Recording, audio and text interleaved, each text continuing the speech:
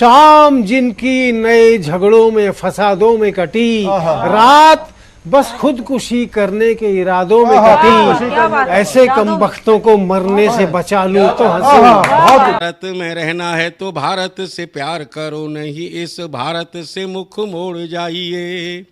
जिस मुल्क के रिवाज रीति नीति हो पसंद, उस मुल्क से ही नेज नाता जोड़ जाइए।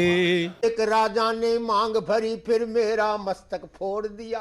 एक राजा ने मांग भरी फिर मेरा मस्तक फोड़ दिया।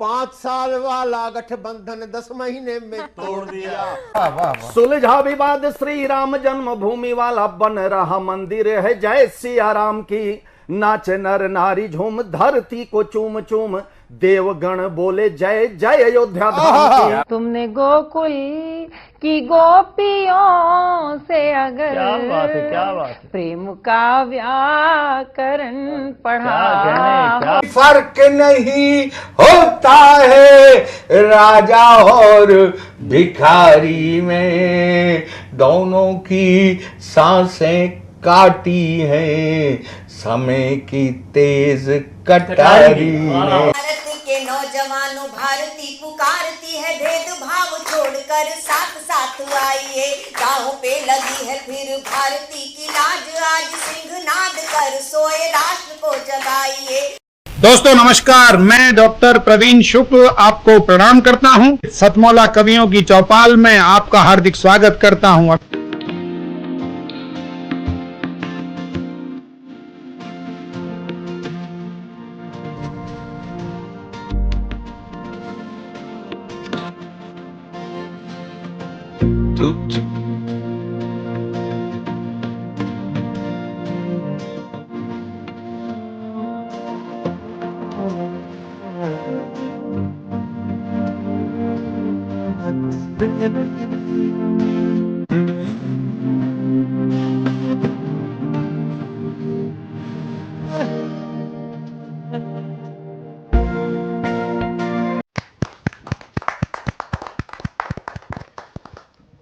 नमस्कार, सतमौला कवियों की चौपाल में आप सभी दर्शकों का हार्दिक अभिनंदन, स्वागत। सतमौला कवियों की चौपाल 21वें वर्ष में प्रवेश कर चुकी है। सतमौला कवियों की चौपाल का ये 21वें वर्ष में प्रवेश पर एक काव्य महोत्सव मनाया जा रहा है। ये उसका तीसरा माह है। आज हमारे साथ उपस्थित हैं देश ही नहीं बल्कि विश्वविख्यात संस्था राष्ट्रीय कवि संगम के राष्ट्रीय अध्यक्ष जगदीश मित्तल बाबूजी आज हमारे साथ बने रहेंगे। हमारे साथ उपस्थित हैं देश के लब्ध प्रतिष्ठित साहित्यकार, कवि, ओज कवि, उनका नाम होता है श्री सत्यवान यादव जी। जोरदार ताली के साथ हम उनका स्वागत करें। हमारे बीच में उपस्थित हैं देश के सुप्रसिद्ध गीतकार डॉक्टर अनिल वाजपेयी जी। हमारे साथ उपस्थित हैं देश के ही नहीं बल्कि अंतर्राष्ट्रीय ख्याति प्राप्त मेरे बड़े भाई श्री पीके आजाद जी। हमारे बीच में उपस्थित हैं बहुत ही लाडले देश के लोकप्रिय गीतकार श्री संदीप सजर जी। आपने इतने अच्छे संस्मरण अभी सुना दिए हैं कि मेरा हृदय गदगद है। और एक छंद मैं वहीं से शुरू करना चाहता हूँ, सुनिएगा कि अध्यात्म धर्म रीति नीति कर्म कांड का समूल रूप बदल दिया था पाखंड ने। अध्यात्म धर्म रीति नीति कर्म कांड का समूल रूप बदल दिया था पाखंड ने। और वर्ण और आश्रम व्यवस्था भी विकृत थी, छल को भी जकड़ रखा था छल छंद ने। कि अध्यात्म धर्म रीति नीति कर्म कांड का समूल रूप बदल दिया था पाखंड ने। और वर्ण और आश्रम व्यवस्था भी विकृत थी, सत्य को भी जकड़ रखा था छल छंद ने। तो अज्ञानता का अंधकार चहु चहूं और यहाँ, अज्ञानता का अंधकार चहूं और यहाँ, ज्ञान का प्रकाश किया दिव्य मार्तंड ने, और शास्त्रार्थ रण में न ठहरा कोई विरोधी, ऐसी दुंदुभी बजाई ऋषि दयानंद, ऐसी दुंदुभी बजाई ऋषि दयानंद ने। और महर्षि दयानंद जिन्होंने आज़ादी के प्रथम आंदोलन को आग दी, उसको चिंगारी दी। मेरठ का वाकया है, मैं अगर वर्णन कर दूं तो मेरठ के औघड़ बाबा मंदिर में वो रहते थे, अपनी तपस्या चल रही थी, वो देखते थे वहाँ से लोग जाते थे, और जो सेनानी, जो अंग्रेजों की सेना में कार्य करने वाले सेनानी वहाँ से गुजरते थे, उनको पानी पिलाते थे, और पानी पिला करके उनको ये कहते थे कि आप कौन हैं? वो कहते मैं हिंदू हूँ। बोले तुम हिंदू हो? ये अंग्रेज तुम्हारी गोलियों में गौ माता की चर्बी लगाते हैं, और अगर मुसलमान गुजरता था उससे कहते तुम मुस्लिम हो, ये अंग्रेज तुम्हारी गोलियों में सुअर की चर्बी लगाते हैं। ऐसे धीरे धीरे चिंगारी उन्होंने भरी, और पहला आंदोलन जो मेरठ से, प्रथम स्वतंत्रता संग्राम का आंदोलन मेरठ से हुआ। आर्य समाज का आपने जिक्र किया कि उन्होंने जो गरम दल है वो सारे महर्षि दयानंद के अनुयायी थे। एक छंद और पढ़ता हूँ समाज के लिए कि आसमान में घिरे हों काले काले मेघ, जहां रास्ता दिखाने वाला कल भी था आज है। आसमान में घिरे हों काले काले मेघ, जहां रास्ता दिखाने वाला कल भी था आज है, और वसुधा ही है कुटुंब विश्व को सिखाया, और हमने ही रखी मानवीयता की लाज है। और परदेसी राजा, स्वराज आंदोलन की बात, कि परदेसी राजा चाहे कितना भला हो किंतु, परदेसी राजा चाहे कितना भला हो किंतु, ऋषि ने कहा सदा स्वराज ही सुराज है। और तथ्य ये स्वतंत्रता के इतिहास में है दर्ज, देश को बचाने वाला आर्य समाज, देश को बचाने वाला आर्य समाज। अब मैं जिनको आमंत्रित करना चाहता हूं वो होते हैं देश के लब्ध प्रतिष्ठित ओज हस्ताक्षर, हमारे बड़े भाई श्री सत्यवान यादव जी। आप की जब कविता आपके मुख से बाहर आती है, वो किस प्रकार ज्वालाग्नि उत्पन्न कर सकती है और करती है, ऐसे में भाई सत्यवान यादव जी को आमंत्रित करना चाहता हूं दो पंक्तियों के साथ कि खेल रहे हैं फाग जो ना होली के लायक थे। खेल रहे हैं फाग जो ना होली के लायक थे, अरे गद्दी पे बैठे हैं वो जो गोली के लायक थे। जोरदार ताली के साथ हम स्वागत करते हैं। कांटे जितने हैं राहों में मंजिल तलक हटा देंगे, कांटे जितने हैं राहों में मंजिल तलक हटा देंगे, और भारत माता के प्रति हम अपने जज्बात बता देंगे।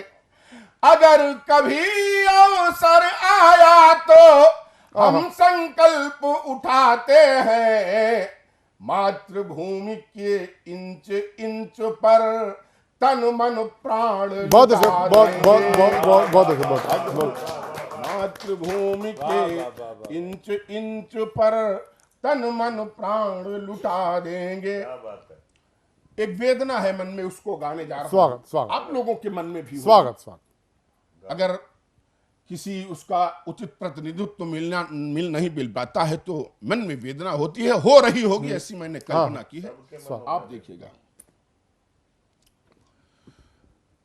बात एक है हृदय की मैं बता रहा, बात एक है हृदय में मैं बता रहा, दर्द एक है हमें सदा सता रहा, बिन बताए मन भी मेरा मानता नहीं, सैकड़ों शहीद कोई जानता नहीं, जो स्वतंत्रता के पथ में लुप्त हो गए, जो स्वतंत्रता के पथ में लुप्त हो गए, अनगिनत शहादतों के नाम खो गए, बहुत अच्छे। आज उनके नाम को भुला रहे हैं हम, आज उनके नाम को भुला रहे हैं हम, इसलिए ये दास्तां सुना रहे बहुत हैं बहुत हम। बहुत बहुत बहुत बहुत इसलिए ये दास्तां बहुत- सुना बहुत- रहे बहुत- हैं हम।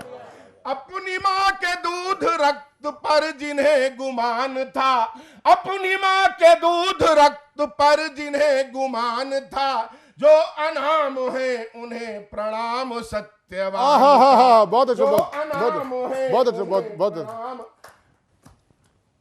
हमारे गुरु जी का कहना था कि हम लोग किसान हैं।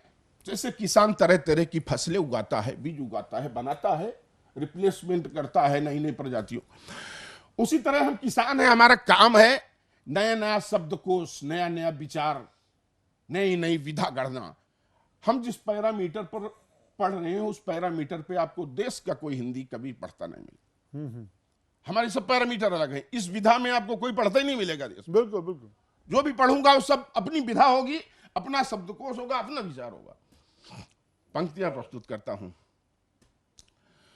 कि टूटता नहीं था वंदे मातरम का सिलसिला, टूटता नहीं था वंदे मातरम का सिलसिला, देखो आज उनके वंशजों को क्या सिला मिला, मुफलिसी में जी रही हैं आज उनकी पीढ़ियां, उम्र भर पड़ी थी जिनके हाथ पांव बेड़ियां, धैर्य जिनका दुश्मनों का जुल्म ना हिला सका, देश उनके लाल को न रोटियां खिला सका, दर बदर भटक रहे हैं भूख और प्यास में, बचपना बुजुर्ग हो गया मदद की आस में, बचपना बुजुर्ग हो गया मदद की आस में, क्या करें वो लोकतंत्र और संविधान। बहुत अच्छे, क्या करें, बहुत अच्छे, बहुत अच्छे, बहुत अच्छे, बहुत अच्छे। और संविधान का मतलब क्या जाने, बहुत अच्छे। क्या करें वो लोकतंत्र और संविधान का, जो अनाम है उन्हें प्रणाम सत्यवान का, जो अनाम है उन्हें प्रणाम सत्यवान का।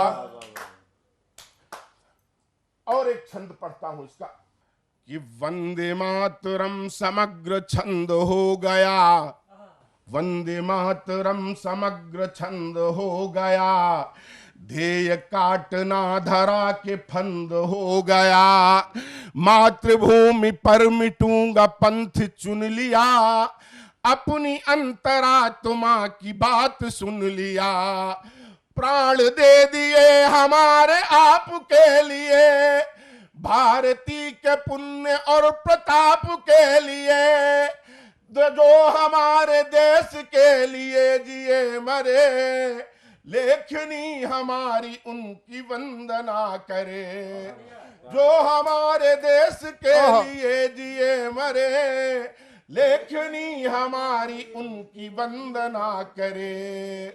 अंक पत्र ये नहीं है उनके इम्तिहान का, अंक सीट ये नहीं है उनके इम्तिहान का, जो अनाम है उन्हें प्रणाम सत्यवान। इसीलिए उन्होंने ये इम्तिहान दिया था कि रिजल्ट ये निकलेगा। क्या हमारे शहीदों ने इसीलिए इतनी कठिन परीक्षा दी थी कि उसका रिजल्ट परिणाम ये आएगा? नहीं। अगली पंक्तियां पढ़ता हूं कि भूख प्यास दर बदर की ठोकरें मिली, भूख प्यास दर बदर की ठोकरें मिली, किंतु उनकी भावना जरा नहीं हिली, क्रांति में स्वतंत्रता की सब खपा दिया, बाजियां भी अपनी जान की लगा दिया, जागरण किया धरा में घूम घूम कर, जागरण किया धरा में घूम घूम कर, हंसते हंसते फांसियों को चूम चूम कर, हंसते हंसते फांसियों को चूम चूम कर, जो हमारे देश के लिए जिए मरे, लेखनी हमारी उनकी वंदना करे। देश है उपहार हमको उनके रक्तदान का, देश है उपहार हमको उनके रक्तदान का, जो अनाम है उन्हें प्रणाम सत्यवान। बहुत अच्छे, बहुत अच्छे, जो अनाम है बहुत अच्छे, बहुत उन्हें प्रणाम सत्यवान का।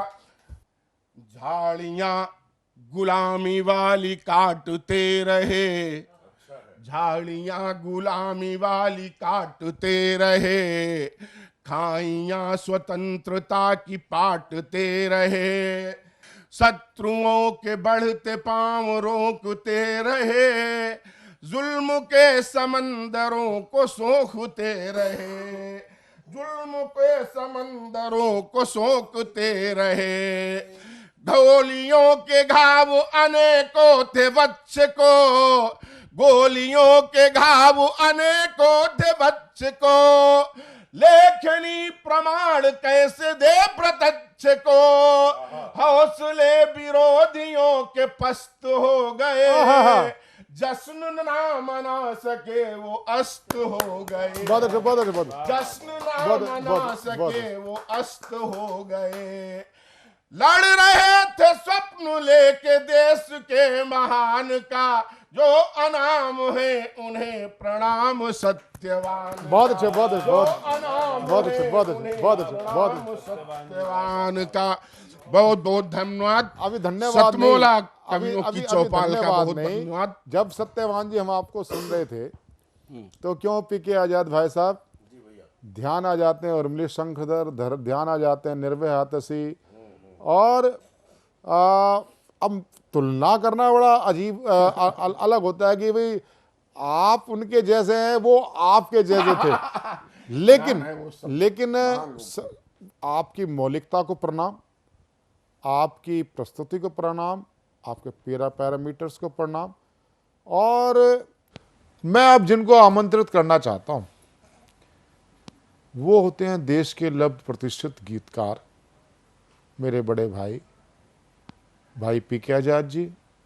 आप एक प्रमुख गीतकार होने के साथ साथ आप राष्ट्र कवि संगम के, आप दिल्ली के महामंत्री भी हैं।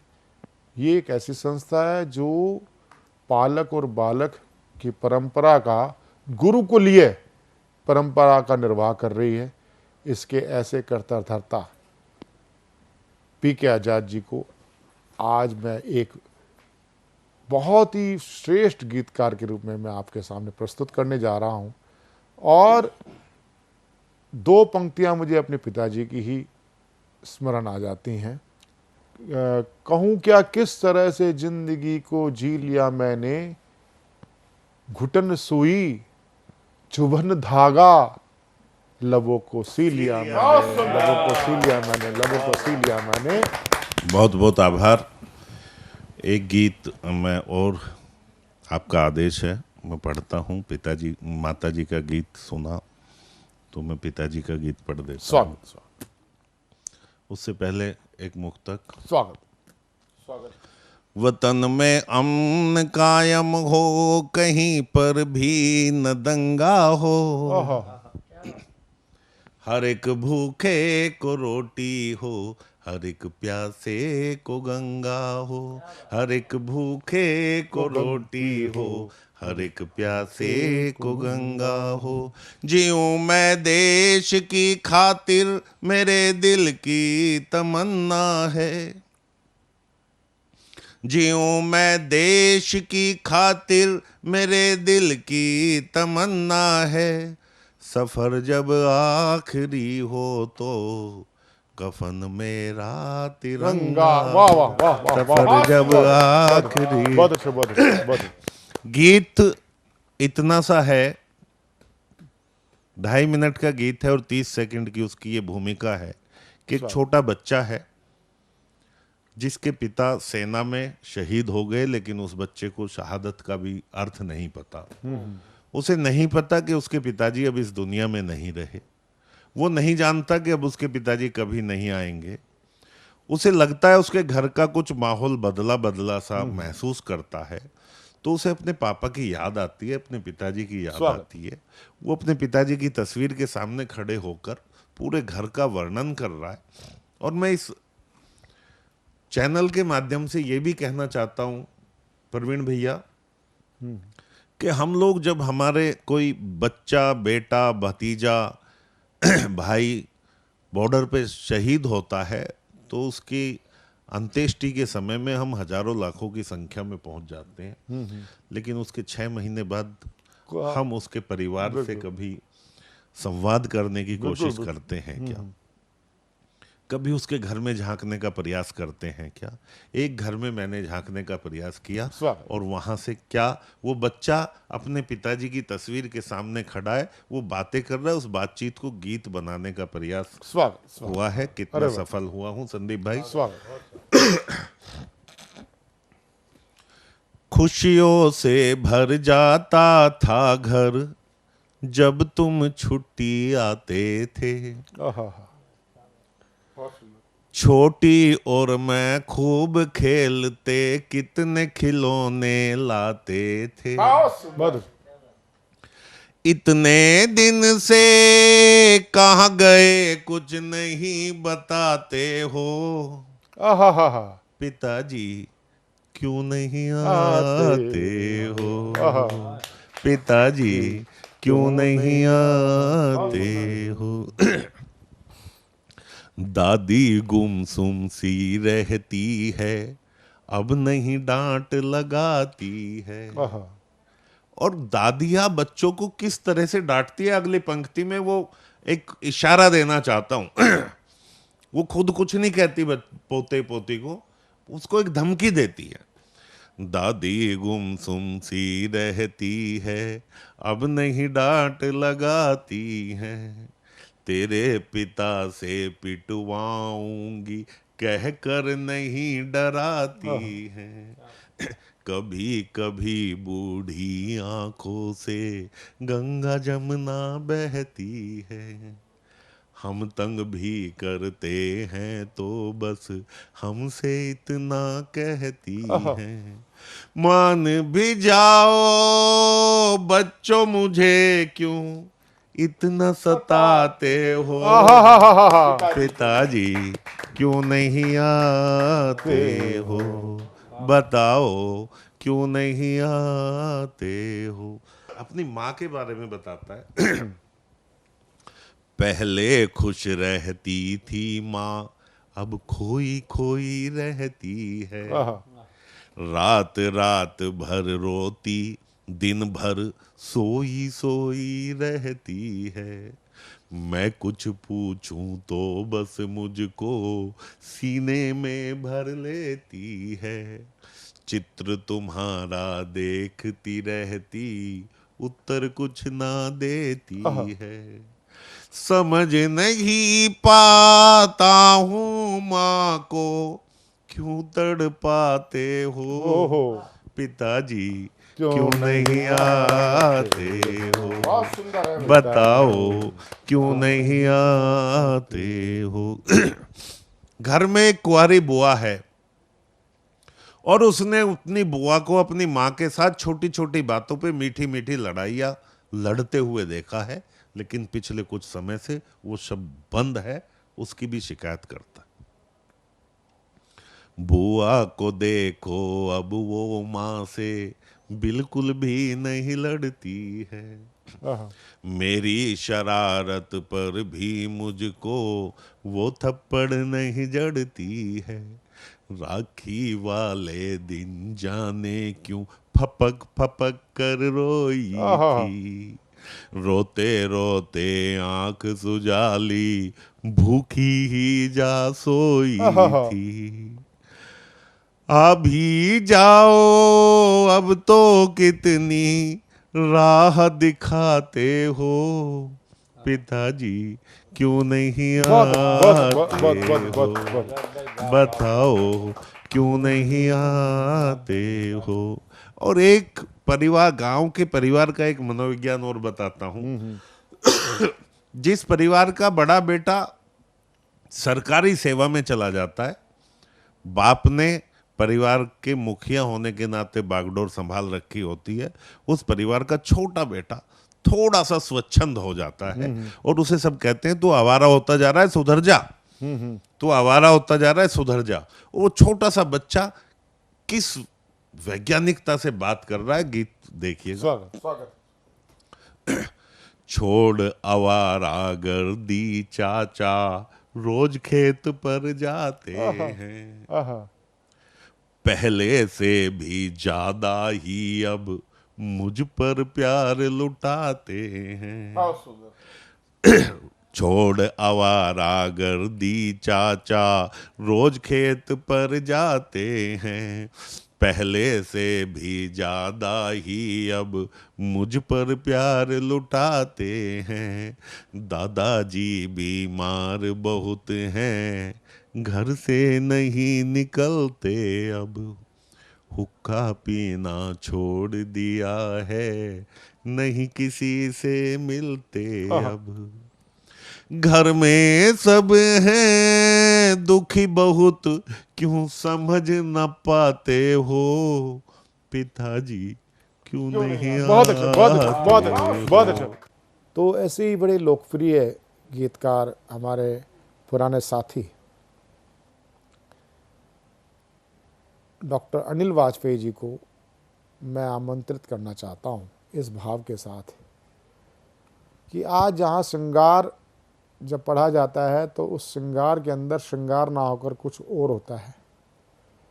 जब हम गीत की बात करते हैं तो गीत की जगह वहाँ पर अगीत होता है, और कविता की जगह वैसे तो एक कविता विधा भी है, लेकिन वहाँ पर कविता नहीं कुछ और होता है।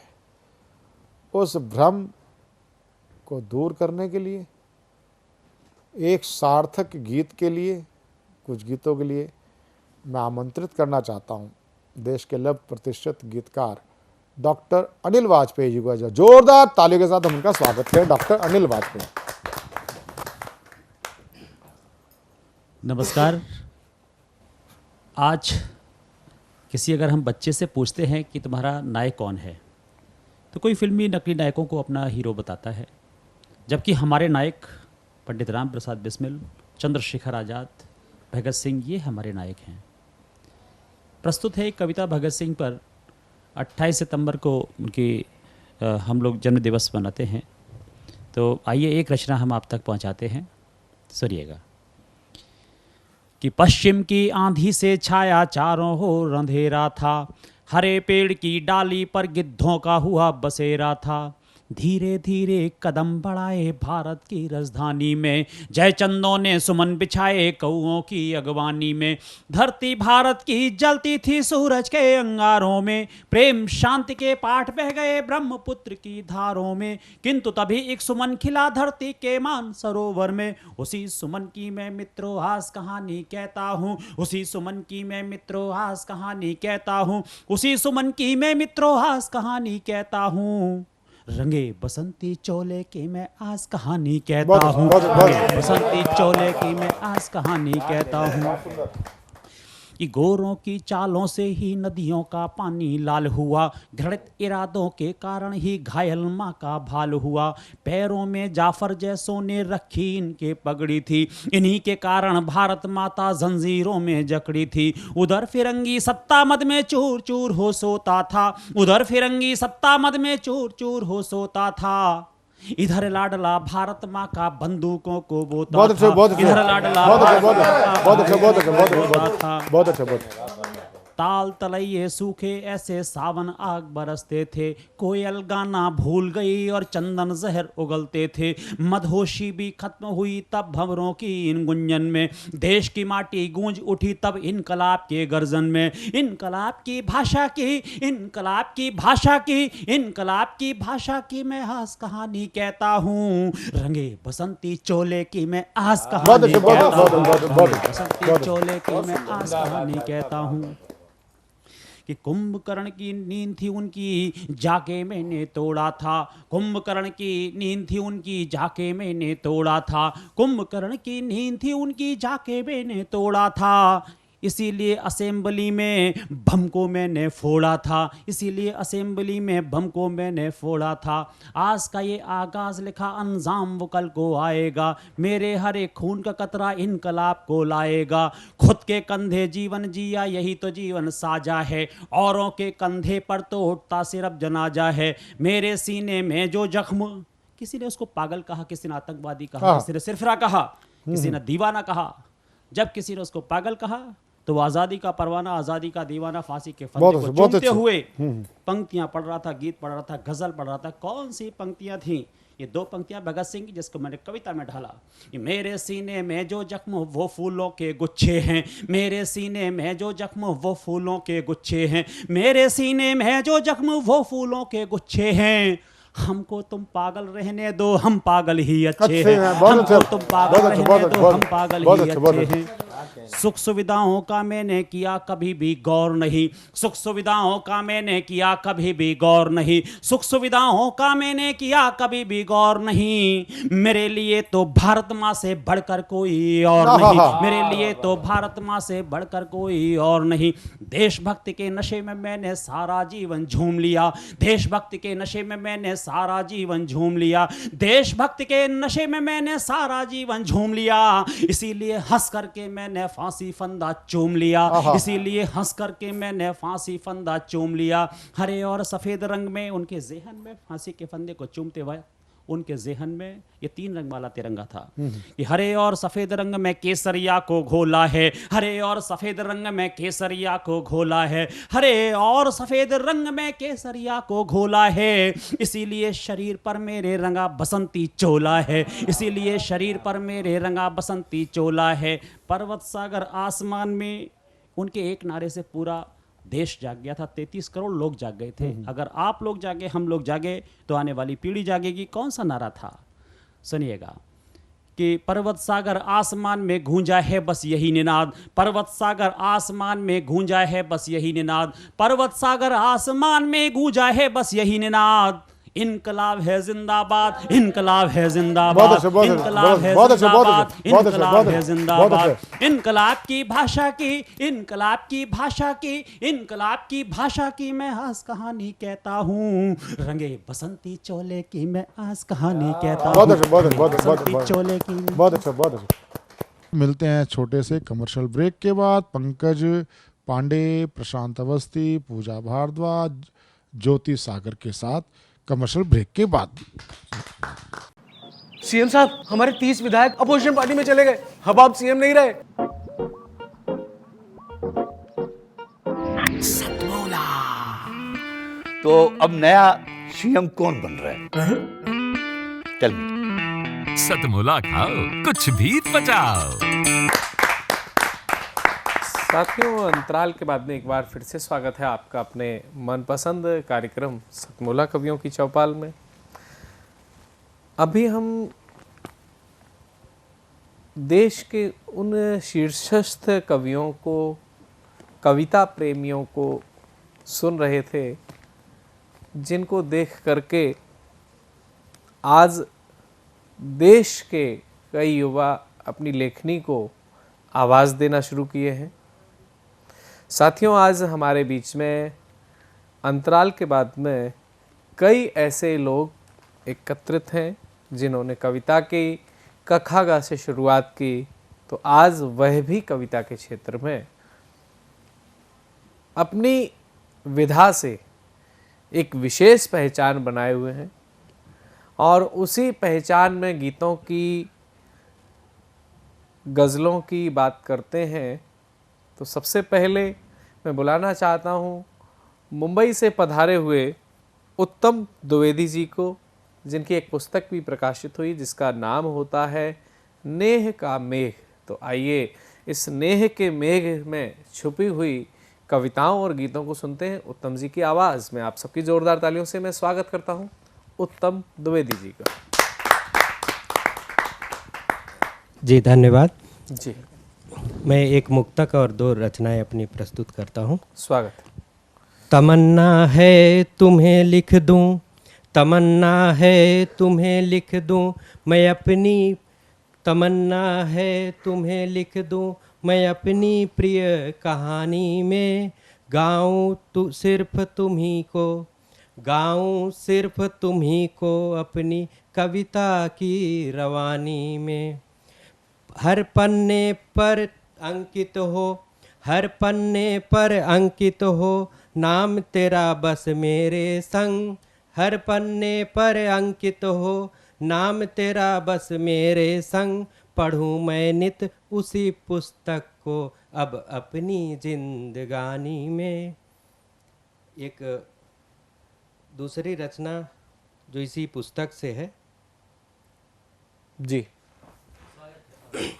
मैं उफनता समंदर तुम ही हो किनारा, हाय हाय। मैं उफनता समंदर तुम ही हो किनारा, मेरी लहरों की सिर्फ तुम हो सहारा।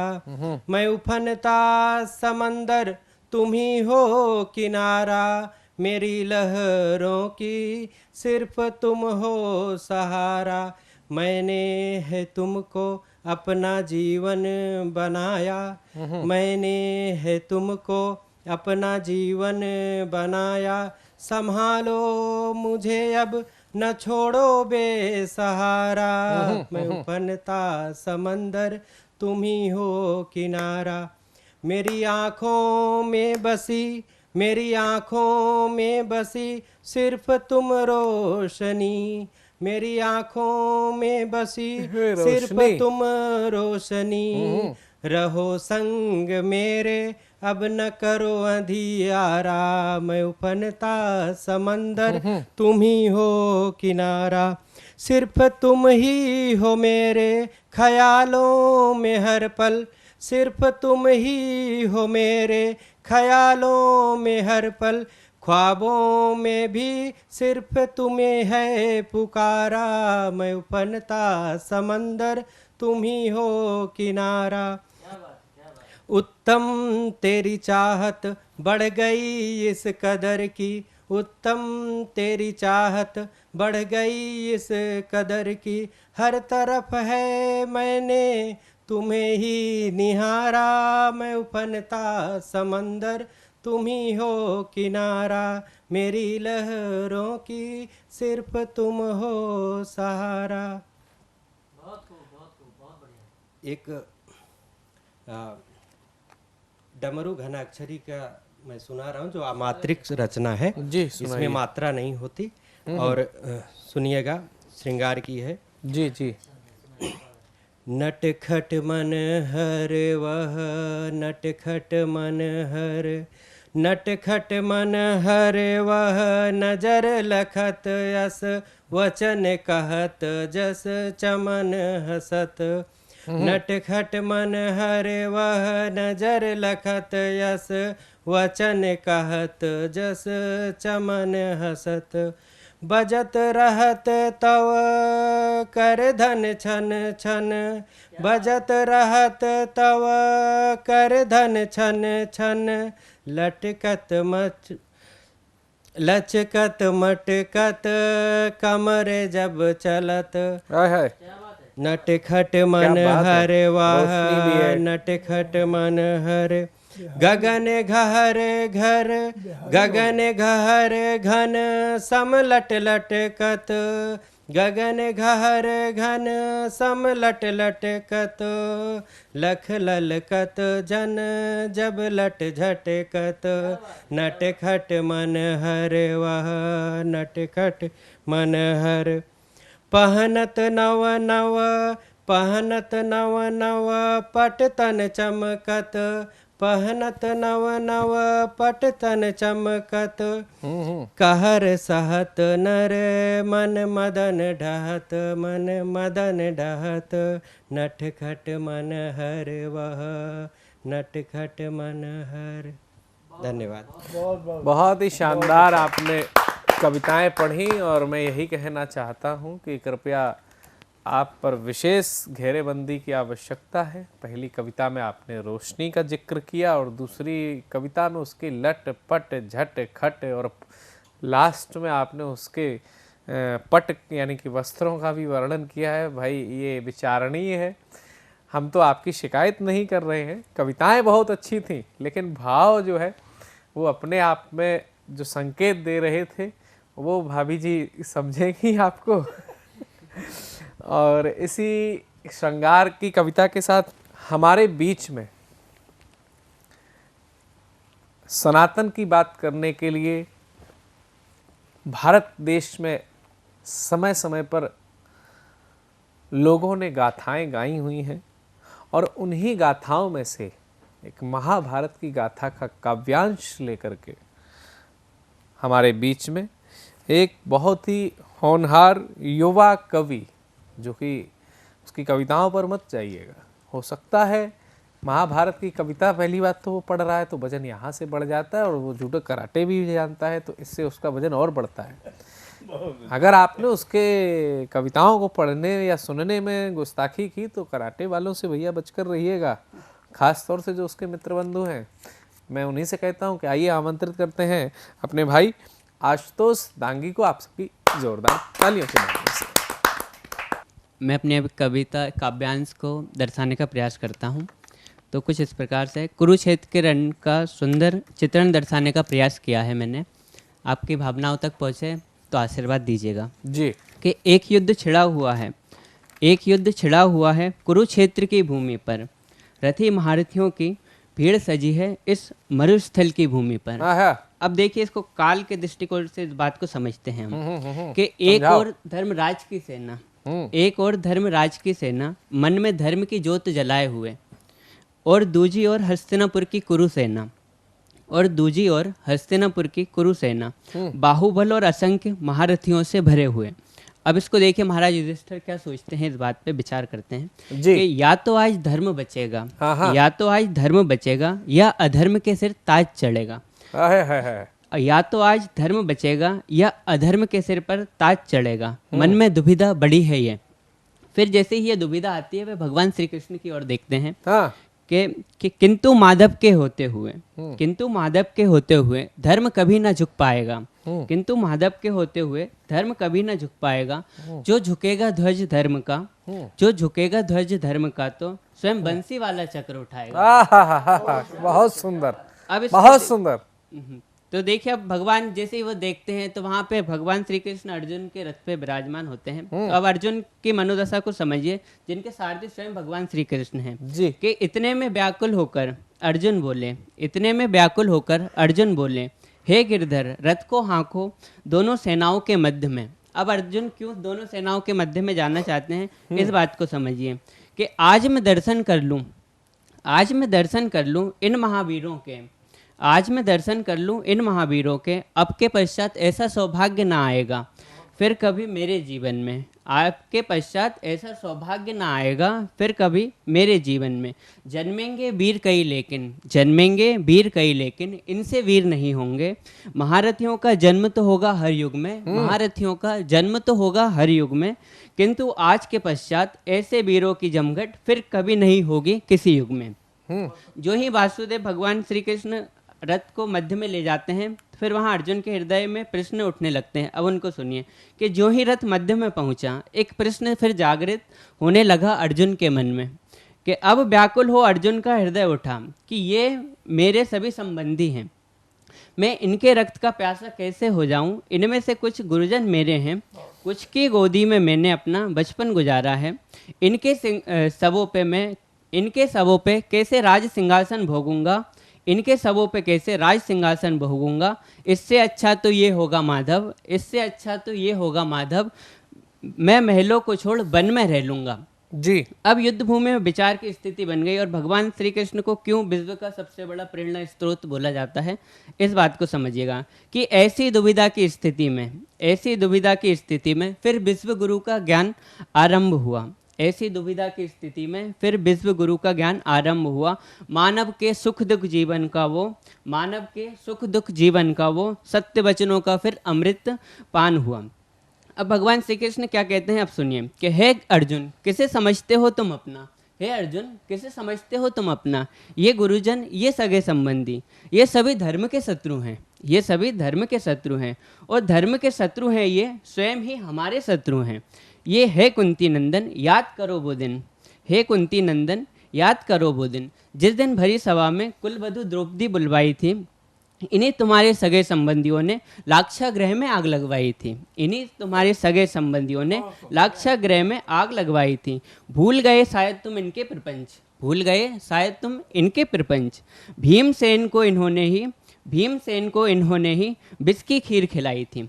फिर भगवान हस्तिनापुर सभा के उस खेल को याद कराते हैं अर्जुन को कि याद करो उस दिन को भी, एक खेल हुआ था हस्तिनापुर की भूमि पर। याद करो फिर उस दिन को भी, एक खेल हुआ था हस्तिनापुर की भूमि पर, जिसमें फिर छल हुआ, राजकुमार से तुम दास हुए। उस वक्त अर्जुन जो थे, पांडव सभी राजकुमार थे वहाँ पे, तो राजकुमार से तुम दास हुए, फिर इंद्रप्रस्थ से बदहाल हुए। ऐसी दुर्गति तुम्हारी इन्हें सगी संबंधियों ने करवाई थी। फिर भूलो ना उस दिन को भी, शांतिदूत जब मैं बनाया था। शांतिदूत बनकर जब भगवान श्री कृष्ण आए थे तो क्या हुआ कि शांतिदूत जब मैं बनाया था, असभ्य शब्द के बाण इस दुर्योधन के थे, असभ्य शब्द के बाण इस दुर्योधन के। शांतिदूत को बंदी बनाने वाले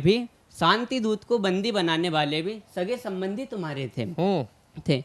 इस दुष्टांगता के ये सभी साक्षी भी थे। और किन्हें कहते हो तुम सगे संबंधी, ये सब कल भी मेरे दोषी थे। ये सब धर्म के दोषी थे तो भगवान श्री कृष्ण के दोषी हैं। ये सब कल भी मेरे दोषी थे और आज भी मेरे दोषी हैं जी। फिर भगवान अर्जुन को क्या कहते हैं कि हे गांडीवधारी, गांडीव उठाओ, बातों के प्रवचन रणभूमि की मर्यादा नहीं। हे गांडीवधारी, गांडीव उठाओ, बातों के प्रवचन रणभूमि की मर्यादा नहीं। और जिन्हें कहते हो तुम अपने सगे संबंधी, जीवन आयु अब इनकी इससे ज्यादा नहीं, क्योंकि कभी न कभी तो उनको भी मरण जाना होगा, परलोक गमन। फिर अर्जुन को क्रोध ना आया, वह अपना मोह का बंधन छोड़ न पाया। फिर कुरुक्षेत्र के रण में गीता का वो पाठ हुआ, देवों को वर्जित हो ज्ञान वो गांडीवधारी को प्राप्त हुआ। फिर सहसा अर्जुन में शौर्य की लहर जगी, आंखों में प्रतिशोध की ज्वालामुखी जली। अर्जुन के समान रण में फिर कोई ना दिखता है, जो भी आए सामने वो स्वर्ग की ओर चल पड़ता है। कुरुक्षेत्र के रण में फिर परलोक गमन हुआ, गांडीव से बरसे तीरों से भीष्म का सीना छलनी हुआ। अब अर्जुन की व्यथा को समझिए और गंगापुत्र भीष्म की वीरता को प्रणाम कीजिए। क्यों गंगापुत्र ने कुरुक्षेत्र को बनाने में या हस्तिनापुर को बनाने में अपना जीवन योगदान दिया, उस बातों को अर्जुन अपनी व्यथा को जाने, शरीर से जैसे प्राणों को त्यागे। अर्जुन अपनी व्यथा को जाने, शरीर से जैसे प्राणों की श्वास को त्यागे। क्योंकि अर्जुन को सबसे अधिक प्रिय पितामह भीष्म ही रहे थे। तो पितामह बिलखता जाए, गंगापुत्र की वीरता को देवता भी आज शीश नवाए। गंगापुत्र की वीरता को देवता भी आज शीश झुकाएं। कुरुसेना के बट वृक्ष आज धराशायी हैं। जैसे ही अर्जुन ने बाणों से सीना छलनी किया तो वे किस प्रकार रणभूमि पर गिर पड़ते हैं कि कुरुसेना का बट वृक्ष आज धराशायी है। कुरुक्षेत्र की भूमि पर ये घड़ी अत्यंत दुखदाई है। अब गंगापुत्र के शरीर से रक्त का रिसाव होने लगा और ये इस काव्यांश का अंतिम छंद भी है। अपने मन में विचार करते हैं, कहते हैं कि कहते जाएं गुरु, ये पितामह भीष्म की बात समझिए क्या कहते हैं वे, कि कहते जाएं वाह गुरु द्रोण के शिष्य, क्या दशा तूने मेरी बनाई है। मैं ऋणी हूँ पुत्र तेरा, बहुत वर्षों के पश्चात ये घड़ी आई है। पड़े भूमि पर फिर असहनीय पीड़ा में लुप्त हुए, किंतु ये पीड़ा की घड़ी आत्म शांति को एकांत में ले आई है। मेरे कर्तव्यों ने शायद मेरी ये दशा बनाई है। सारे बंधन से अब मैं मुक्त हो जाऊंगा, बहुत भटका हूँ मैं प्रतिज्ञाओं में, अब माँ गंगा की गोदी में सिर रखकर एक नन्हा सा बालक बन जाऊंगा। बहुत भटका हूँ मैं प्रतिज्ञाओं में, मैं अब माँ गंगा की गोदी में सिर रखकर एक नन्हा सा बालक बन जाऊंगा। यात्रा का अब दौर ना होगा, हस्तिनापुर का रक्षक देवव्रत से ये भीष्म होगा। अब सिर्फ माँ गंगा का सिर्फ ये पुत्र होगा। अब फिर गंगा पुत्र अपनी बाणों की सैया पर विश्राम करने लगते हैं और इस चित्रण को बस 4 पंक्तियों से समाप्त करता हूँ मैं जी। के सबके मन की दशा जाने हैं माधव, युद्ध बड़ा घनघोर है ये। सबके मन की दशा जाने हैं माधव, युद्ध बड़ा घनघोर है ये। कितने जाने सब गिरेंगे, रणचंडी का तो अभी आरंभ है ये। धन्यवाद। बहुत सुंदर। इस उम्र में ये काव्यांश था, मैं तो समझा यही था। खैर, आपने बहुत अच्छा पढ़ा। आपने बस इस चीज़ का और ध्यान रखना है आगे से जब भी पढ़ें कि समय और मैं चलना चाहता हूँ रुद्रपुर उत्तराखंड से पधारे हुए अशोक अंजाना जी के पास में। जो अशोक अंजाना जी आपको पेशे से वो एक व्यापारी हैं, प्लास्टिक के अपने संयंत्र लगाए हुए प्लास्टिक उत्पादों के। तो आइए उस संयंत्र की मशीनों की कलकल झट से जो अभी हमारे उत्तम द्विवेदी जी ने लटपट झट की चर्चा की थी, तो ऐसी झट पटपट इनकी मशीनों में भी आवाज़ आती है। तो आइए देखते हैं कि उन आवाज़ों से क्या कविता बनी हुई है। आप सबकी जोरदार ताली। धन्यवाद प्रशांत जी। जी, मैं 4 लाइनों से अपनी बात शुरू करूंगा कि मज़ा तो तब है सफ़र का जी जब रास्ते पथरीले हों। हाँ हाँ, मज़ा तो तब है सफ़र का जब रास्ते पथरीले हों, और मुस्कुराओ तब जब आंखों के पट आंसुओं से गीले हों। आय हाय आय हाय। और वो ज़िंदगी भी क्या जिसमें सिर्फ खुशियाँ हों, वो ज़िंदगी भी क्या जिसमें सिर्फ खुशियाँ हों, रंजो गम ना मिले हों, और जानोगे तभी तुम मेरी दोस्ती की कद जब दुश्मन तुम्हें मिले हों। बहुत सुंदर। अब एक कविता या गजल जो भी कह लीजिए, इतनी समझ नहीं है मुझे भी। तिरंगे के ऊपर लिखा है मैंने जी। मुझे लगता है तिरंगा एक ऐसी चीज़ है जो हम सबको जोड़ती है। तो मेरी जान तिरंगा है, मेरी शान तिरंगा है, मेरी जान तिरंगा है, मेरी शान तिरंगा है, हर मत वाले देशभक्त का अभिमान तिरंगा है, मेरी जान तिरंगा है, मेरी शान तिरंगा है।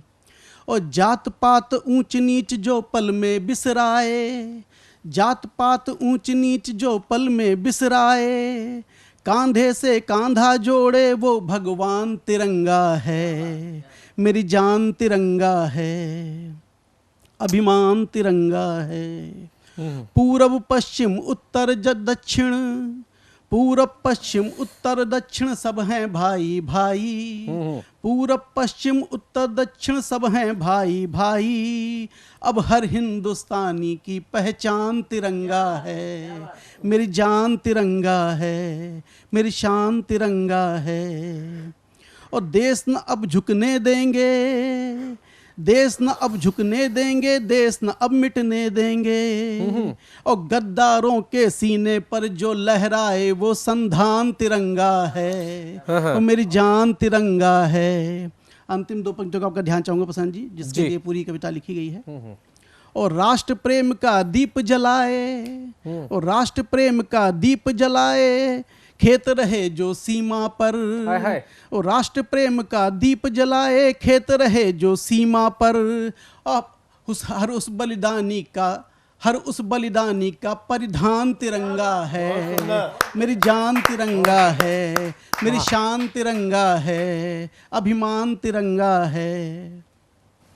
और आजकल जो एक हम लोग कहते हैं कि बहुत उन्नति हो रही है, तो वो उन्नति हमें कहीं कुछ और भी ले जाती है, तो उसको कहने की कोशिश करी है छोटी सी 2 लाइनों में कि जब भी राहों में उलझ गए हम खुद को ढूंढने निकले, जब भी राहों में उलझ गए हम खुद को ढूंढने निकले, तलाश है नई मंजिलों की अब चींटियों के पर निकले। हाय हाय हाय हाय हाय। और काफ़ी अंधेरी थी कल रात, अच्छा हो जो शहर निकले, काफ़ी अंधेरी थी कल रात, अच्छा हो जो शहर निकले, और क्या वक्त लाई है तरक्की, क्या वक्त लाई है तरक्की, अब दूध भी जहर निकले। और दिल ही नहीं जज्बात सूखे हैं, दिल ही नहीं जज्बात सूखे हैं, कहीं तो प्यार की नहर निकले।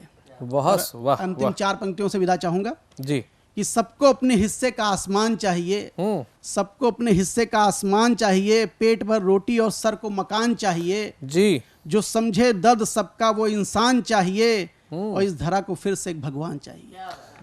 धन्यवाद। बहुत ही शानदार आपने कविता पढ़ी। साथियों, आवश्यकता है कि देश से प्रेम किया जाए और देश की प्रत्येक धरोहर से प्रेम किया जाए, चाहे वह तिरंगा हो, चाहे वह भारत का संविधान हो, चाहे वह भारत की संसद हो, चाहे वह भारत की नीतियां हो और भारत के विचार हों। मैं आपके गीत को जब सुन रहा था तो मुझे संतोष आनंद जी की 1993 में आई हुई पिक्चर का वह गीत याद आया जिसके शब्द कुछ इसी प्रकार होते थे, मेरी आन तिरंगा है, मेरी शान तिरंगा है। और साथियों, अब समय हो रहा है इस पूरे के पूरे कविता मंडल के एक ऐसे वयोवृद्ध साहित्यकार को सुनने का, जिनकी अगर बात करें तो कृष्ण ने जहाँ महाभारत की बात की तो वहीं कृष्ण ने प्रेम की भी बात की। और कृष्ण का प्रेम अपने आप में वह प्रेम है जो संपूर्ण प्रेमों के ऊपर निश्चल निर्मल पावनता की पराकाष्ठा के भी ऊपर है। कृष्ण का प्रेम कोई ऐसा प्रेम नहीं है जिस प्रेम को लेकर के प्रश्न उठाए जा सकते हो, और अगर कोई प्रश्न उठाता है तो उसने कृष्ण के विषय में ज्ञान प्राप्त नहीं किया है। अज्ञानतावश आप कृष्ण पर प्रश्न उठा सकते हैं, लेकिन जब आप कृष्ण को पढ़ेंगे समझेंगे तो आप कृष्णमय हो जाएंगे। और उसी प्रेम का संदेश देने के लिए हमारे बीच में वयोवृद्ध साहित्यकार प्रेम प्रकाश श्रीवास्तव जी, जिनका नाम होता है और कविताओं में प्रेम प्रकाश प्रेम के नाम से जाने जाते हैं, डिग्री कॉलेज में बच्चों को पढ़ाने के बाद में आज वो आपको प्रेम की पाठशाला पढ़ाने आए। आइए जोरदार तालियों से स्वागत करते हैं आदरणीय प्रेम श्रीवास्तव। प्रेम जी का धन्यवाद। अब मैं आपके सामने एक शेर जी और गज़ल प्रस्तुत कर रहा हूँ, और ये शेर खुद स्वयं के ऊपर है जी। जिस्म की दीवार जब ढहने लगी, हाय हाय। जिस्म की दीवार जब ढहने लगी, तब नज़र खुद पर पड़ी, तब नज़र खुद पर पड़ी, अब क्या करूं? हाय हाय हाय हाय हाय। अब क्या करूं? बहुत सुंदर। इसी संदर्भ में अब मैं एक गज़ल, यादों के बदन को तुम, यादों के बदन को तुम आहों से सजा देना, आहों से सजा देना, रातों की सिहाई में एक दीप जला देना, हाय हाय हाय हाय। आहा आहा। एक दीप जला देना, पल भर को उतर आओ बेपर्दा सितारों से, पल भर को उतर आओ बेपर्दा सितारों से, बर्फीली चट्टानों में फिर आग लगा देना, हाय हाय हाय हाय। फिर आग लगा देना,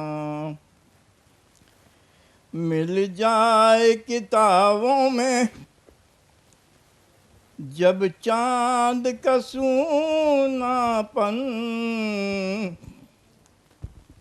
मिल जाए किताबों में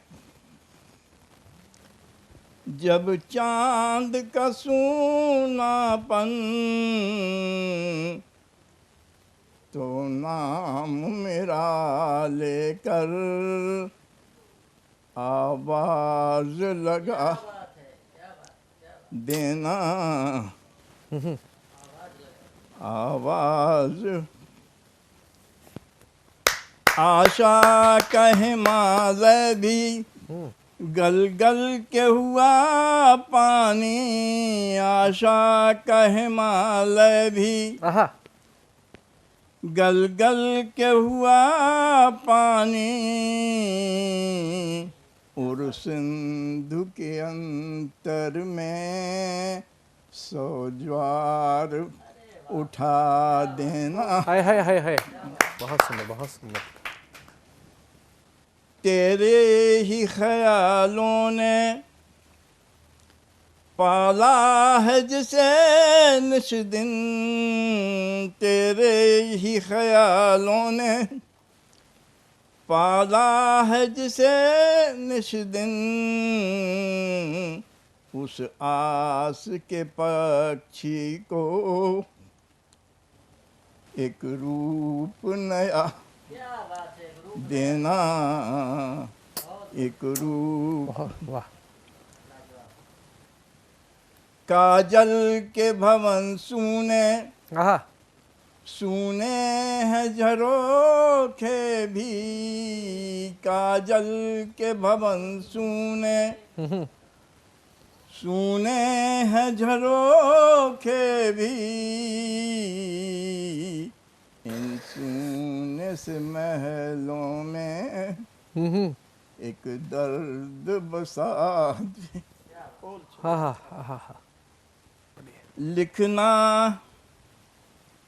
तो बहुत कुछ है, गुमनाम बहारों को, लिखना तो बहुत कुछ है, गुमनाम बहारों को, क्या प्रेम लिखूं उनको, मजबून बता देना। अब एक शेर जी। शाम से पहले उठे लाखों दफा, शाम से पहले उठे लाखों दफा, पेंट हैं हम इस गांव के बाजार की। शाम से पहले उठे लाखों दफा, पेंट हैं हम इस गांव के बाजार की, हाथ खाली थे खाली ही चले,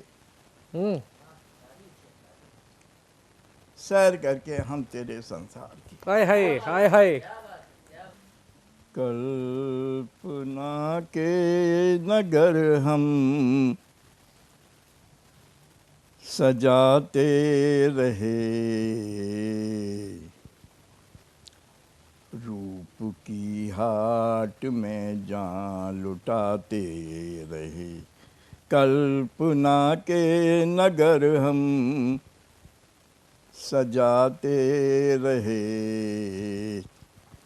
रूप की हाट में जान लुटाते रहे, शूल चुन कर रखे थे व्यथा के लिए, शूल चुन कर रखे थे व्यथा के लिए, गात पुष्पों से अपना बचाते रहे, कल्पना के नगर हम सजाते रहे।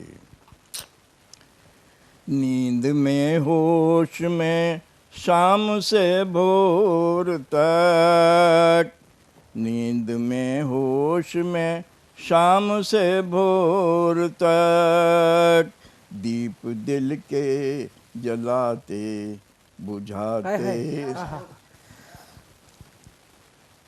याद में चाह में होश में शाम तक,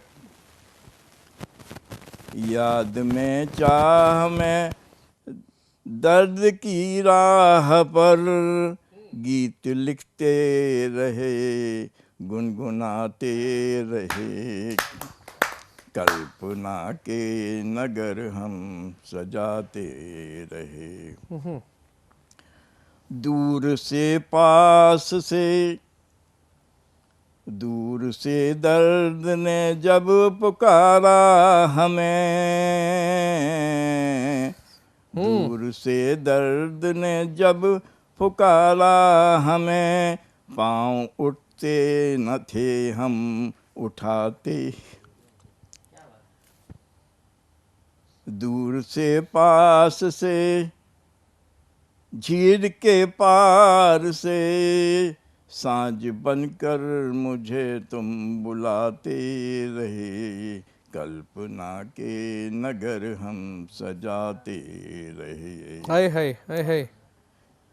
कौन जाने कहाँ प्रेम था खो गया, कौन जाने कहाँ प्रेम था खो गया, आँख रोती न थी हम रुलाते रहे, कल्पना के नगर हम सजाते रहे, रूप की हाट में जान लुटाते रहे। धन्यवाद।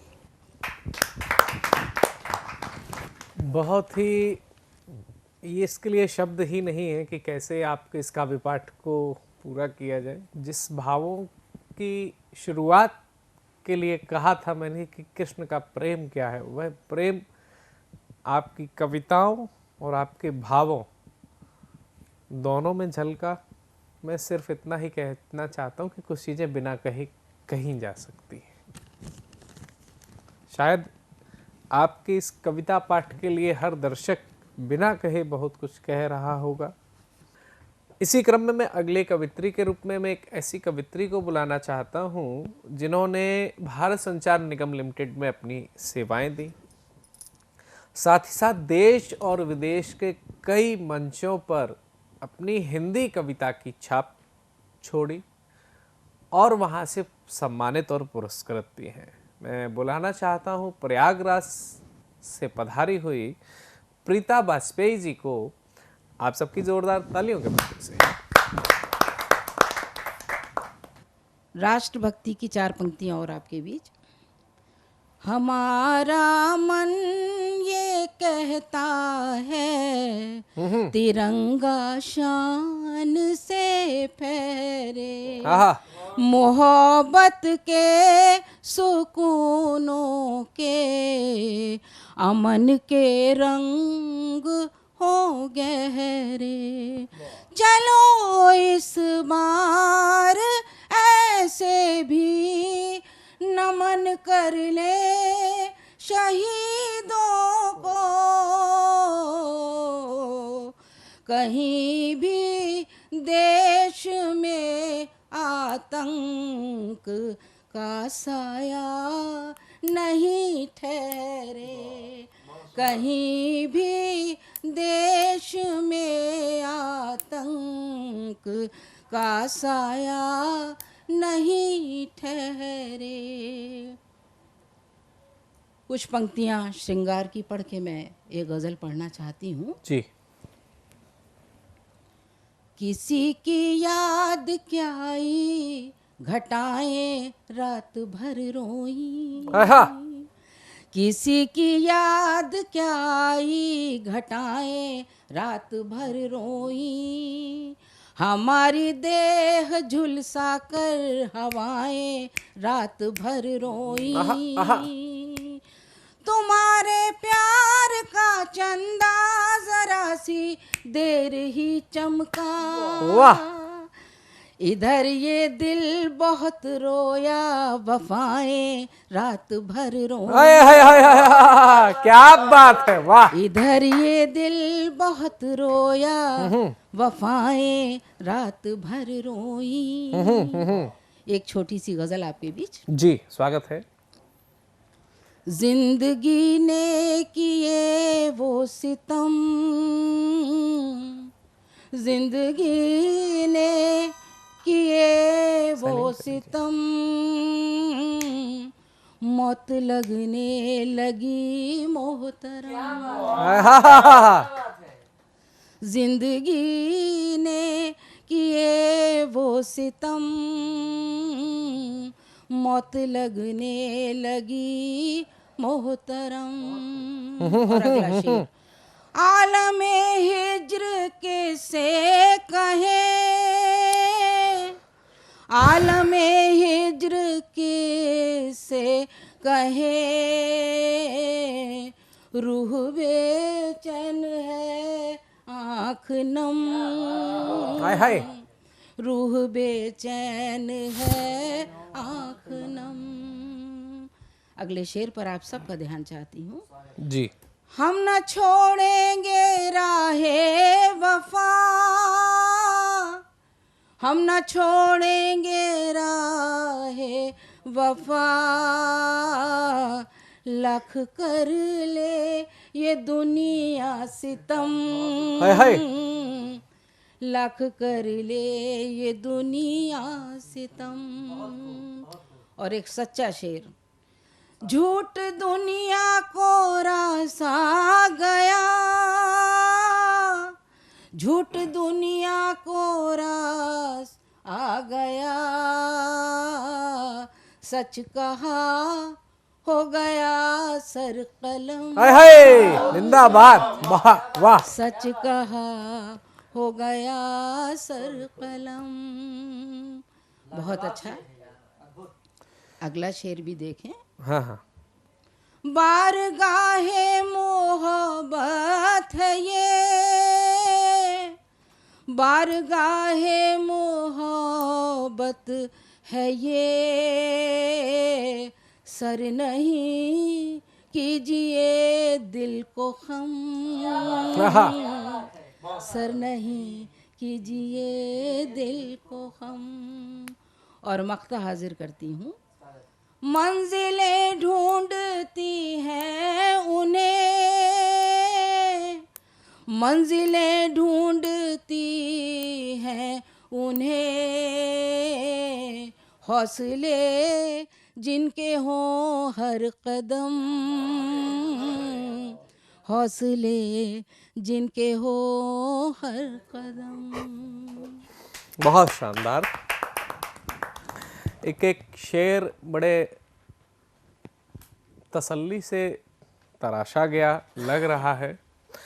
और जैसा कि आपके विषय में जो अब तक ज्ञात था कि आपके उम्र और अनुभव दोनों के विषय में अभी तक सुनते थे आपसे, आज आपको ही सुन करके दोनों का अंदाज़ा लगा। बहुत ही साहित्यिक और गेयतापूर्ण। मैं समझता हूँ कि लग ही नहीं रहा था कि हम किसी रिटायर्ड अधिकारी को सुन रहे हैं, हमें तो ये लग रहा था कि हम प्रोफेशनल साहित्यकार को सुन रहे हैं। और यही होता है कि जब आप साधना पूरे सच्चे मन से करते हैं तो आपकी साधना के भी परिणाम आपको मिलते हैं। और आइए, किसी की भी कविता के साथ में न्याय करने के लिए दर्शक होते हैं, तो ऐसे ही न्याय के चक्करों में फंसे हुए वकालत के वकीलों को भी दर्शक आज सुनना चाहेंगे। और मैं बुलाना चाहता हूँ इलाहाबाद हाई कोर्ट के वकील एडवोकेट हृदय नारायण पांडे जी को, जो कि प्रयागराज से चल करके आज हम सबके बीच में आए हुए। आइए जोरदार तालियों से हम उनका स्वागत करते हैं। शुक्रिया। कविता का शीर्षक है मेरा हिंदुस्तान, राष्ट्रीय गीत है जी। बाहरे मेरा हिंदुस्तान, बाहरे मेरा हिंदुस्तान, वेद पुराण सत्य उद्घोषक और संतों की बानी है। हाय हाय। पतिव्रता का बल है ऐसा जिसकी बड़ी कहानी है। सावित्री वापस लाई है सत्यवान का प्राण। हाय हाय। बाहरे मेरा हिंदुस्तान, बाहरे मेरा हिंदुस्तान, नारी के मर्यादा की इस देश में लक्ष्मण रेखा है। रावण से भिड़ गया जटायु, अद्भुत दृश्य अनोखा है। मेरे देश के पक्षी भी करते नारी सम्मान। बाहरे मेरा हिंदुस्तान, बाहरे मेरा हिंदुस्तान, पांडव सब जुआ में हारे, धर्मराज संग धोखा था। पांडव सब जुआ में हारे, धर्मराज संग धोखा था। बीच सभा में चीरहरण को नहीं किसी ने रोका था। नारी इज्जत लगी दाव पर, रक्षा में भगवान। नारी इज्जत लगी दाव पर, रक्षा में भगवान। बाहरे मेरा हिंदुस्तान, बाहरे मेरा हिंदुस्तान, समय समय पर चर्चा होती है स्वर्णिम अध्याय की। समय समय पर चर्चा होती है स्वर्णिम अध्याय की। कुर्बानी की अलग कहानी माता पन्ना धाय की। राजधर्म की बलिवेदी पर बेटे का बलिदान, राजधर्म की बलिवेदी पर बेटे का बलिदान। बाहरे मेरा हिंदुस्तान, बाहरे मेरा हिंदुस्तान, मान जान से अधिक कीमती गीता ने समझाया है। मेरे देश की बालाओं ने करके इसे दिखाया है। पद्मावत के जौहर का हम करते हैं गुणगान। बाहरे मेरा हिंदुस्तान, बाहरे मेरा हिंदुस्तान, मीरा तुलसी सूर कबीरा, मीरा तुलसी सूर कबीरा मेरे देश की थाती हैं, राम श्याम नानक और बुद्धा जीवन की परिपाटी हैं। भक्ति का रंग चढ़ के बोले गाते हैं रसखान, बाहरे मेरा हिंदुस्तान, बाहरे मेरा हिंदुस्तान। वीर शिवा राणा की धरती प्रेरित किया कहानी ने, वीर शिवा राणा की धरती प्रेरित किया कहानी ने। अंग्रेजों को सबक सिखाई झांसी वाली रानी ने। रण में थी रणचंडी देवी, गोरे थे हैरान, बाहरे मेरा हिंदुस्तान, बाहरे मेरा हिंदुस्तान। भगत सिंह चंद्रशेखर की कुर्बानी याद दिलाता हूँ, भगत सिंह चंद्रशेखर की कुर्बानी याद दिलाता हूँ। भारत के गौरव गाथा का गीत हमेशा गाता हूँ। मातृभूमि पे मरना मिटना वीरों की पहचान, बाहरे मेरा हिंदुस्तान, बाहरे मेरा हिंदुस्तान। धर्मपरायण जीवन जीना, धर्मपरायण जीवन जीना ग्रंथ हमें समझाते हैं, धर्मपरायण जीवन जीना ग्रंथ हमें समझाते हैं। किसी धर्म से नहीं बगावत ऐसा हमें सिखाते हैं। मानवता का पाठ पढ़ाए गीता और कुरान, बाहरे मेरा हिंदुस्तान, बाहरे मेरा हिंदुस्तान। अंतिम बंद। मेरे देश के गौरव गाथा का है बड़ा हिसाब, मेरे देश के गौरव गाथा का है बड़ा हिसाब। माता पिता की सेवा में श्रवण का नहीं जवाब, धवल कीर्ति यश अमर कहानी को कहते अनजान। बाहरे मेरा हिंदुस्तान, बाहरे मेरा हिंदुस्तान, बाहरे मेरा हिंदुस्तान, बाहरे मेरा हिंदुस्तान। धन्यवाद।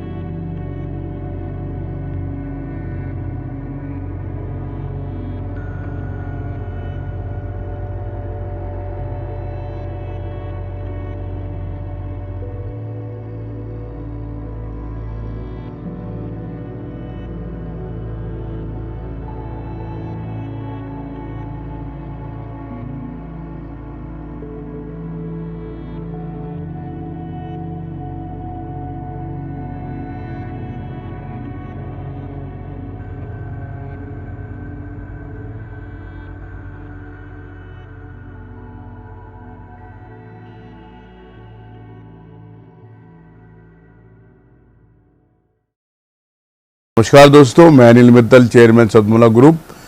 मैं जैसे आप सब लोग जानते हैं कि 2004 के अंदर मैंने सतमोला कवियों की चौपाल आरंभ करा परवीन आर्य के साथ मिलके। तो हमारा उद्देश्य दोस्तों यही था कि जो आज ये काव्य पाठ है, जो ये बुद्धिजीवी वर्ग जो ये सुंदर काव्य पाठ हम लोग करते हैं, तो वो धीरे धीरे आज के ज़माने में लुप्त ना होता जाए। जो आज मॉडर्नाइजेशन चल रहा है, जितना टीवी पे हम और भी चीज़ें बढ़ती जा रही हैं, तो ये ना हो कि हमारी पुरानी जो ये एक संस्कार थे, पुरानी सभ्यता थी, कविता पाठ था, वो धीरे धीरे ये लुप्त होता जा रहा था। तो इसीलिए हम दोनों ने मिलकर 2004 के अंदर सतमोला की कवियों की चौपाल आरंभ करी, जिसके अंदर हम ऐसा प्लेटफॉर्म देते रहे हैं जिसके अंदर नए से नए कवि, जो भी कवि काव्य पाठ उसमें करना चाहे उसका स्वागत करते हैं हम लोग, उन्हें मौका देते हैं नए नए कवियों को। और आप लोगों से यही निवेदन है कि जो भी चाहे आप पहली बार काव्य पाठ करते हैं तो आप सब सतमोला कवियों की चौपाल के प्लेटफॉर्म पर आएँ, आप लोगों का स्वागत है। उसके अंदर आप अपनी मौलिक कविताओं को सुनाएं, उनके अंदर जो भी कमी होगी तो हमारे पुराने जो एक्सपीरियंस कवि हैं वो उनको सुधारेंगे और आपको और इम्प्रूव करने की कोशिश करेंगे। आपसे निवेदन है कि सतमोला कवियों की चौपाल में आएँ और अपना काव्य पाठ करें। सतमोला कवियों की चौपाल का आपने आज पूरा एपिसोड देखा और एपिसोड में आपने जो देखा, सुना, जो दिल को छुआ, उसकी राय हमें जरूर चाहिए। दूसरा, सतमोला कवियों की चौपाल में आपने देखा इतने श्रेष्ठ और ज्येष्ठ कवियों के बीच में नवांकुर और वृद्धांकुर भी थे। ये सहज संभव क्यों हुआ? क्योंकि ये सतमोला कवियों की चौपाल का एक उद्देश्य है, शिव संकल्प है। हम आपको काव्य पाठ कराएंगे। आपके काव्य पाठ में कहीं त्रुटियां हो सकती हैं, लेकिन मौलिकता होनी चाहिए, सनातन विरोध नहीं होना चाहिए और फूहड़ता नहीं होनी चाहिए। आप कविता के विद्यार्थी भी हैं, हम आपको मौका देंगे। आप दर्शक हैं तो हम आपको, अगर आपके अंदर कविता का कुछ तत्व जग गया और आप दर्शक हैं, तब भी हम आपको मौका देंगे। अब कहेंगे इससे तो कार्यक्रम की वो गरिमा घटती नहीं। ये जो कविता होता है ना, काव्य गोष्ठी, कवि सम्मेलन, ये वन वे ट्रैफिक नहीं होता। श्रोता है तो कवि है, सुधी श्रोता है तो कवि को मजा आता है। और सिर्फ सुधी श्रोता होता है ना, वो आपको हूट भी करता है, शूट भी करता है, लेकिन वे सुधी नहीं होता। उसको जो मजा आ रहा होता है ना, वो उस पर आपको हूट भी करेगा, आपको वाह भी करेगा। और ऐसा हम आचरण लाएं। मुझे एक फुटबॉल मैदान में गणतंत्र दिवस का कवि सम्मेलन कभी हुआ, पिक एजाज हुआ करते थे, गोविंद व्यास जी, पहले उनके पिताजी करते थे, अशोक चक्रधर जी करते थे। एक बड़ा अच्छा ओज का कवि पढ़ रहा था, उसके बाद पढ़ने के बाद हास्य की बात आई, हास्य बढ़ा गया, वो ओज का इतना जमा नहीं, हास्य का जमा, और हास्य जो था वो खैर उसने ख़त्म किया तो गोविंद व्यास जी ने उसको और बार वंस मोर की आवाज़ आई। उस समय गोविंद व्यास जी ने डांटते हुए पूरा हजार, ऐसा नहीं 200 बढ़ते, हजारों की संख्या में बोला कि मैं इस गणतंत्र दिवस का जो एक गरिमामय कार्यक्रम है, इसको 54वीं क्लास नहीं बनने दूंगा। मैं कवि सम्मेलन अभी समाप्त कर दूंगा, या तो आप शांत बैठिए। ऐसे ना तो संचालक रहे, ना ऐसी अनुशासन को कंट्रोल करने वाले रहे। तो सतमोला कवि चौपाल सुधी श्रोताओं के साथ, अगर आप दर्शक हैं और आपके अंदर कविता जग गया, हम आपको बुलाएंगे, मौका देंगे। उसका सेगमेंट अलग है, जैसे वीडियो सेगमेंट है भाई, दर्शक क्या कहना चाहते हैं। ऐसे ही जितने भी आप लोग आते हैं, हमारे शो पे आते हैं, आप हमारे साथ 5 वर्ष के सदस्य बने। ये हमारा कार्यक्रम सहभागिता के सिद्धांत के ऊपर चलने वाला कार्यक्रम है। यदि एकत्व स्वामित्व वाला कार्यक्रम होता, ये 1 वर्ष चलता, 2 वर्ष चलता, 30वें वर्ष जय श्री राम हो जाता है। लेकिन आज ये कार्यक्रम 21 वर्ष में प्रवेश कर चुका है। 21 के 42 होंगे। हमने सिल्वर जुबली भी मनाने वाले हैं। हमने 19 के, और उसके बाद हम गोल्डन भी करेंगे, हीरक जयंती मनाएंगे। और ये जीवंत पर्यंत चलने वाला ये कार्यक्रम है, ये हमारा शिव संकल्प है। वो किस लिए? क्योंकि हमने पैटर्न ही ऐसे चुना है। सहभागिता के सिद्धांत कभी भी फेल नहीं होता। ये कार्यक्रम सहभागिता, आप हमारे सदस्य बने, 5 वर्ष के सदस्य बने, आपको सुनिश्चित तौर पे टीवी चैनल पर 10 बार काव्य पाठ कराया जाता है, वर्ष में 2 बार। किनके साथ? इन बड़े बड़े हमारे काव्य महारथियों के साथ। तो आप हमारे साथ टीवी स्क्रॉल पर चल रहे नंबर 9711182183 पर व्हाट्सएप कॉल कर सकते हैं, व्हाट्सएप मैसेज कर सकते हैं। हमारी टीम आपसे संपर्क करेगी। सतमोला कवियों की चौपाल में आप जुड़े रहें। अगले सप्ताह फिर मिलते हैं नए और ज्येष्ठ श्रेष्ठ कवियों के साथ। नमस्कार। हर पल मस्ती और रंगीन विद सतमोला नमकीन, इससे बेटर है नथिंग। सतमोला नमकीन डिफरेंट टेस्ट है बेमिसाल, पनीर भुजिया भी कमाल, इसके टेस्ट के सब शौकीन। हाँ सतमोला नमकीन, सतमोला स्वीट्स एंड नमकीन, इससे बेटर है नथिंग। हाँ सतमोला नमकीन।